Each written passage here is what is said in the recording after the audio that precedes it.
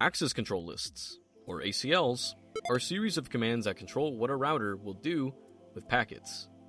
It's a common feature among routers. When ACLs are configured, they can limit traffic to increase performance, provide traffic flow, provide a basic level of security, filter based off of network traffic type, and screen hosts to permit or deny network services. Let's talk about the 3 Ps. 1 ACL per protocol, per direction, and per interface. ACLs use information during TCP/IP conversations to filter traffic. They analyze Layer 3 and Layer 4 for IP addresses, protocols, ports, and other pieces of information. Keep in mind that an ACL is a specific list of permit and deny statements. These individual statements are called access control entries, or ACEs. Routers will go down the list and check all the ACEs until they hit the implicit deny, which denies all traffic that does or does not match the criteria.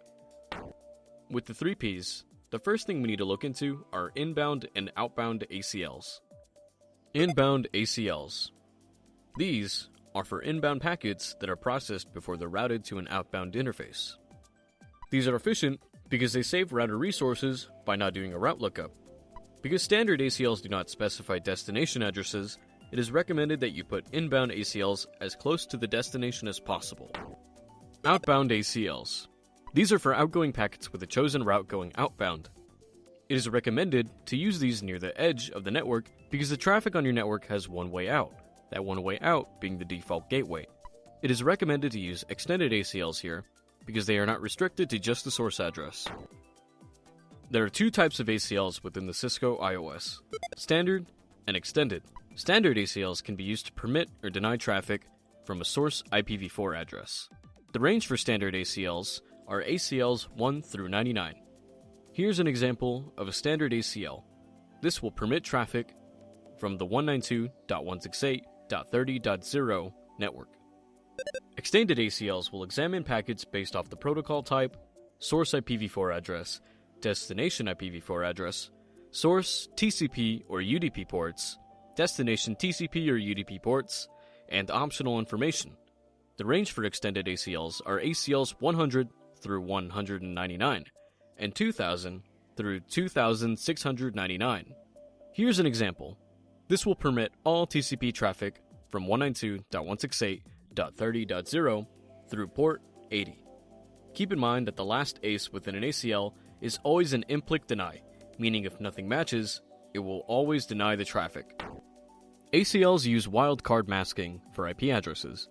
In one of our examples, we have 192.168.30.0, and representing our subnet mask is 0.0.0.255, which looks odd at a glance. However, we need to keep in mind again that this is not a subnet mask. This is a wildcard. A wildcard is used to filter out individuals or groups for an ACL. Zeros will match corresponding bits, and ones will ignore corresponding bits. Let's talk about wildcard bit mask keywords. Here, we have host and any. For a single IP address, you can use this instead of this. The wildcard is all zeros because we're talking about a specific address. Instead of using that, we can use this to simplify it with host. Instead of making an ACL for any network like this, you can just use the word any like this. For the use of standard and extended ACLs, keep these things in mind. Because standard ACLs do not specify destination addresses, place them as close to the destination as possible. For extended ACLs, place it as close to the edge of the network to prevent unwanted traffic from leaving the network. You don't have to follow these, but these are general ideas for using ACLs. Let's talk about configuring a standard IPv4 ACL. The command will look like this. Simply fill the information where it belongs. Now, for an example, let's say you wanted to permit all hosts from a certain network, and you even wanted to add a remark to it. These are the commands that you would use. This is how you would fill in the information. Once you've done that, you need to link the ACL to an interface with the IP access group command, and then define if it is an inbound or outbound filter. This is the syntax for the command, and this is how you would properly apply the interface. You can also create a named ACL. This is how you would do it. Let's go into extended ACLs.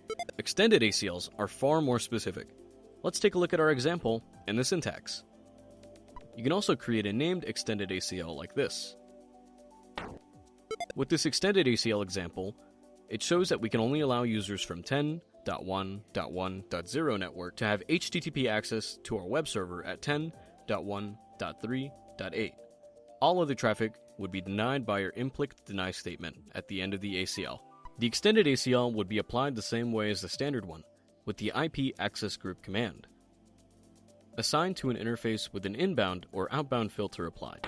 To troubleshoot an ACL, use any of the following commands to review your ACL statements. Some common problems include mistakes on your ACLs, and remember that ACLs go through chronological order. That's it for this episode. In the next one, we're going to be taking a look at Dynamic Host Configuration Protocol.